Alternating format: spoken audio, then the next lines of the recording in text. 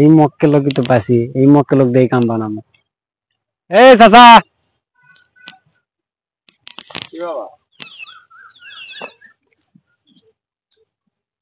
এই ঠিকানাটা কই আছে দেখেন তো।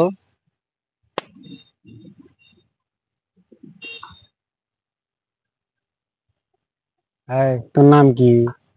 আমার নাম ভোলা। তোর কাছে কি কি আছে সব দি।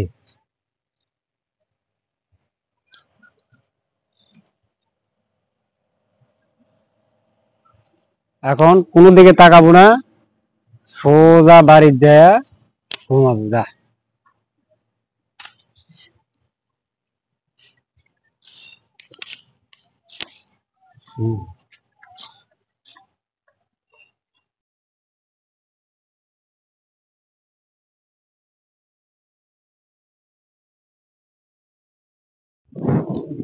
পেলায় তো চলে যাইতেছে রে শালা, যাই গরু বকরি ওটান লাগবো, তোলান লাগবো।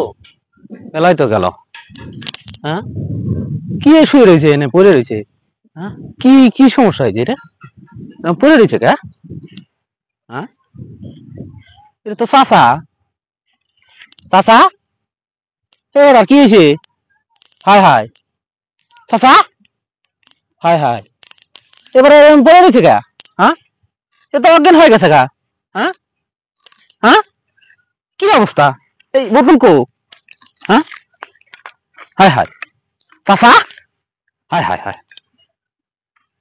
হ্যাঁ চাচা,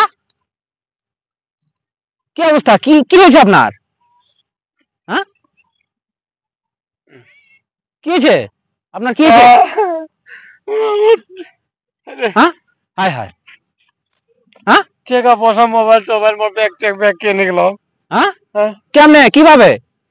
একটা লোক আমার একটা নাম্বার দিয়ে বলছে যে এটা দেখো। আমি এরকম দেখার পর কি হয়েছে আমি তো আর কইতে পারি না বা। হ্যাঁ,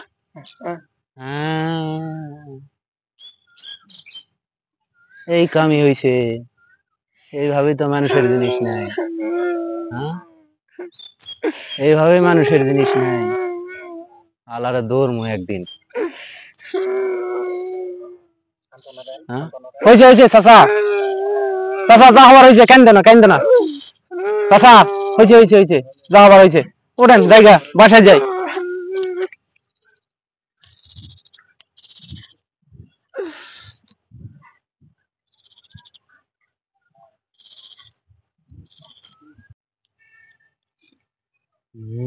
এই মক্কে লোক দিয়ে কাম হবি রে আজকে।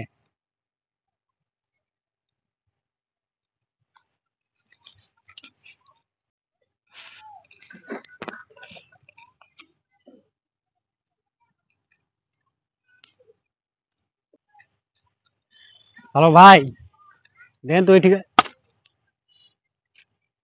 তোর নাম কি? মুখলে।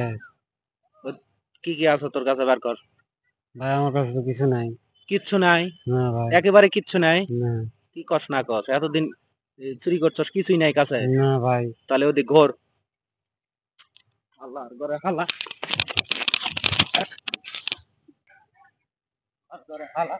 চল পুলিশে দিব, চল চল। ভাই ভাই আমি এসব কোনোদিন করিনি ভাই। কোনো মাপ নাই তোর। ভাই কাজ কাম নাই, এই জন্য এই পেশা বাছা নিছি ভাই। বাংলাদেশের কি অবস্থা বুঝেন না ভাই। ভাই লেখাপড়া করেও চাকরি পাচ্ছে না ভাই, এই জন্যই এই পেশা বাছা নিছি ভাই। ভাই এইবারের মতো মাফ করে দেন ভাই। আসলে কথাটা বাস্তব। বাংলাদেশের যে অবস্থা, কাজ কাম নাই, এগুলা করতেও পারে। যাই হোক, এগুলা যারা করে তারা যেন ভালো হয়ে যায়। আজ থেকে ভালো হইবি। হ ভাই, চাকরি করবি ভালো হয়ে গেলে। হ ভাই ভাই ভাই, গার্মেন্টসে চাকরি করবো ভাই। করবি তো? হ ভাই, গার্মেন্টসে চাকরি করবো ভাই।